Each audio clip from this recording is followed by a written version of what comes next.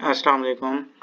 Video का topic है guideline embassy max scholarship. ये यानी कि how long the process of the application, कितना टाइम लगेगा एप्लीकेशन प्रोसेस होने के लिए। तो ये टॉपिक है, ये मैंने यहाँ पे लिखा भी हुआ है यहाँ पे, बट इसको आपने समझने के लिए सबसे पहले हम जो लिंक है उसके ऊपर जाएंगे। तो सबसे पहले लिखेंगे जापान एम्बेसी इन पाकिस्तान। ये मैंने लिख लिया, इसको एंटर कर दिया, इसके ऊपर चलेंगे और इसके बाद है अब एजुकेशन के ऊपर जाएंगे और मैक्स स्कॉलरशिप के ऊपर जाएंगे। ये वही प्रोसेस जो मैंने प्रीवियस वीडियो में किया था। हमने जस्ट गाइडलाइन जो है वो ओपन करनी है, ठीक है जी। गाइडलाइन तो यहाँ पे गाइडलाइन ओपन करने के लिए आप इस एप्लीकेशन फॉर्म के ऊपर क्लिक करें। एप्लीकेशन फॉर्म क्लिक करने के बाद ये सेटअप आएगा। सेटअप करने के बाद ये एप्लीकेशन गाइडलाइन है, ठीक है जी, for research student, for Japanese student. तो हमने जापानीज के लिए नहीं पढ़ना, हमने इसके लिए पढ़ना है, तो हम इसको ओपन कर लेते हैं। ये है सारा। अच्छा, ये जो गाइडलाइन है ये बड़े ध्यान से आपने पढ़नी है कि कब आपका जो है एप्लीकेशन का फर्स्ट स्क्रीनिंग टेस्ट होगा, कब आप सिलेक्ट होंगे और कब इंटरव्यू होगा, कब ये सारी चीज़ें आप पढ़ लीजिएगा, ठीक है जी। किस तरह का रिसर्च असिस्टेंट की डेफिनेशन, फील्ड ऑफ स्टडी। पर हम मेन टॉपिक पे जाते हैं कि आपका प्रोसेस जो है वो कैसे स्टार्ट होगा जी। पीरियड ऑफ स्कॉलरशिप हम जा रहे हैं पेज नंबर ये 8वां जो है पॉइंट, ये सबसे इम्पोर्टेंट है, the process of application and selection. अच्छा जी, ये जो अभी अप्रैल है, मैंने अभी जो प्रीवियस वीडियो अपलोड की है, अप्रैल में एप्लीकेशन ओपन हो गई है, ठीक है जी। एप्लीकेशन ओपन हो गई है, आपने सारे डॉक्यूमेंट फिल करके एम्बेसी को भेज देनी है। यानी मौजूदा जो आपके इलाके में एम्बेसी है वहाँ पे अपने डॉक्यूमेंट्स आपने भेज देने हैं। भेजने के बाद आप होंगे शॉर्ट लिस्ट, ठीक हो गया जी। शॉर्ट लिस्ट होने के बाद आप का होगा टेस्ट, ठीक है। टेस्ट के बाद होगा इंटरव्यू। इंटरव्यू होने के बाद आपका फर्स्ट स्क्रीनिंग प्रोसेस जो है वो कंप्लीट हो जाएगा। यानी आप एम्बेसी की तरफ से क्या हो जाएंगे, नॉमिनेट हो जाएंगे, ठीक है जी। एम्बेसी में आप इंटरव्यू के बाद सिलेक्ट हो जाएंगे। ये फर्स्ट स्क्रीनिंग टेस्ट है। इसके बाद अब आपका जो है ये प्रोसेस स्टार्ट हो जाएगा जब आपको फर्स्ट स्क्रीनिंग टेस्ट की जो ईमेल है, बाकायदा एक पीडीएफ फॉर्म जो है वो आपको सेंड करेंगे वो। उसके बाद आपने 2024 जून के बाद आपने यूनिवर्सिटीज़ को जो है वो टारगेट करना है। जापान में मौजूद यूनिवर्सिटी में मौजूद जो आपकी फील्ड के जो प्रोफेसर हैं उनसे आपने एक्सेप्टेंस लेना है।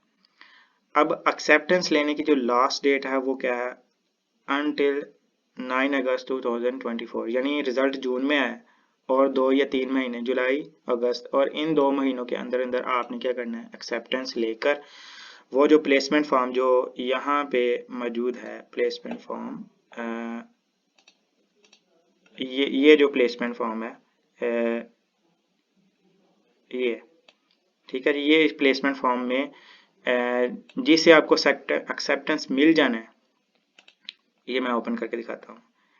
जिससे आपको एक्सेप्टेंस मिल जाना है, आपने यूनिवर्सिटी का नेम लिखना है, आपने उस डिपार्टमेंट का नेम लिखना है और अपना नेम ऑफ यूनिवर्सिटी का नेम लिखना है, नेम ऑफ उस यूनिवर्सिटी में उस डिपार्टमेंट का जो स्कूल है उसका लिखना है। फर्ज किया है कि ग्रेजुएट स्कूल ऑफ इंजीनियरिंग है, मेडिसिन है, वो लिखना है। नेम ऑफ एडवाइज़र, अपने सुपरवाइज़र का नेम लिखना है।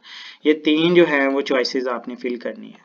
अच्छा, ये जो फॉर्म हम यहाँ पे पढ़ रहे हैं कि ये जो फॉर्म जब आपको एक्सेप्टेंस मिल जाना है, आपने वो प्लेसमेंट वाला फॉर्म, ये प्लेसमेंट वाला फॉर्म और जो आपको फर्स्ट स्क्रीनिंग का जो है जो रिजल्ट है, ये आपने एम्बेसी को दोबारा क्या करना है, सेंड कर देना है। ठीक हो गया, एम्बेसी को सेंड करना है।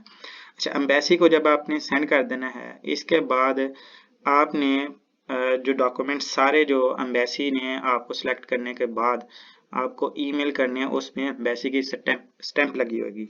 वो सारे डॉक्यूमेंट्स आपने उस यूनिवर्सिटी को सेंड करने हैं जिस यूनिवर्सिटी में आपका प्रोफेसर है, यानी जापान में।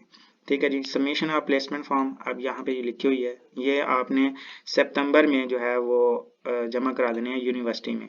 प्लेसमेंट फॉर्म, एप्लीकेशन फॉर्म जो है और साथ जो है वो सारे डॉक्यूमेंट्स जो एम्बेसी ने आपको फॉरवर्ड किए होंगे और फर्स्ट स्क्रीनिंग रिजल्ट कार्ड भी आपको सेंड किया होगा। ये पढ़ लें एप्लीकेशन, ये वही लिखा हुआ है। अब यूनिवर्सिटी आपका जो है ना वो प्रोसेस स्टार्ट करेगी।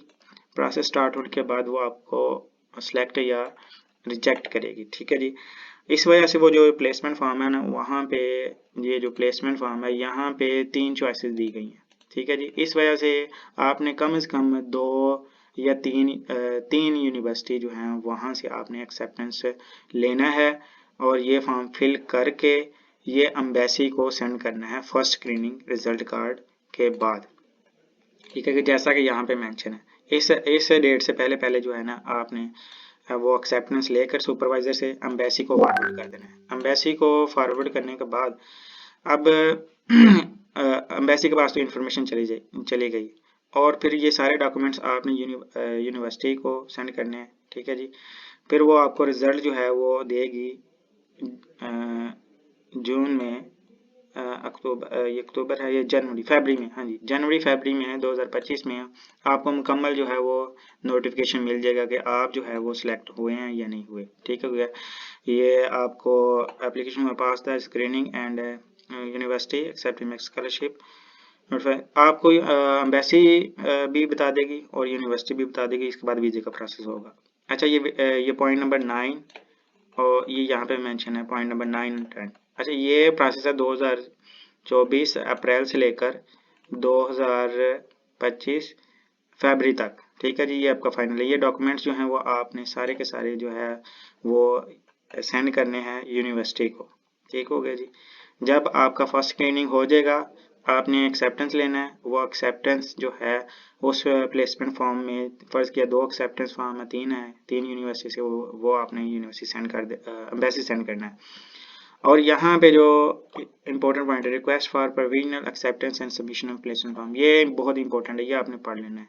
इसमें यही लिखा हुआ है कि आपने एम्बेसी से चल रहा है प्रोसेस, एम्बेसी ने आपको सिलेक्ट कर लिया, फिर उसके बाद आपने यूनिवर्सिटी से एक्सेप्टेंस लिया और उस एक्सेप्टेंस की बेस पे आपने प्लेसमेंट फॉर्म फिल किया, वो आपने एम्बेसी में सेंड कर दिया। अब वो जो डॉक्यूमेंट जो हैं सारे एम्बेसी वाले, ये जो थर्ड पॉइंट है ये इंपॉर्टेंट है, इसको आपने सारे डॉक्यूमेंट्स और फर्स्ट स्क्रीनिंग का रिजल्ट कार्ड वो यूनिवर्सिटी को भी सेंड कर देना है, ठीक हो गया जी। अब सिलेक्ट करने के बाद यूनिवर्सिटी आपको ये प्रोसेस होने के बाद यूनिवर्सिटी आपको इन्फॉर्म कर देगी 2025 फरवरी तक जो है। अगर फर्ज किया कि एक में आप रिजेक्ट होते हैं तो दूसरी जो है वो आपको बता दे कि आप सिलेक्ट हैं, तो फिर ये सारा प्रोसेस जो है उसके बाद वीज़े का प्रोसेस स्टार्ट होगा।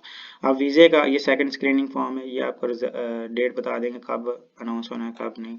उसके बाद वीज़े का जो है प्रोसेस है, ठीक है जी। वीज़े का प्रोसेस के बाद अब आपके टिकट जो है वो यही देंगे, हर चीज़ जो है वो यही प्रोवाइड करेंगे। बस अगर आपको कोई सवाल है या क्वेश्चन है तो आप मुझे कमेंट में पूछ सकती हैं।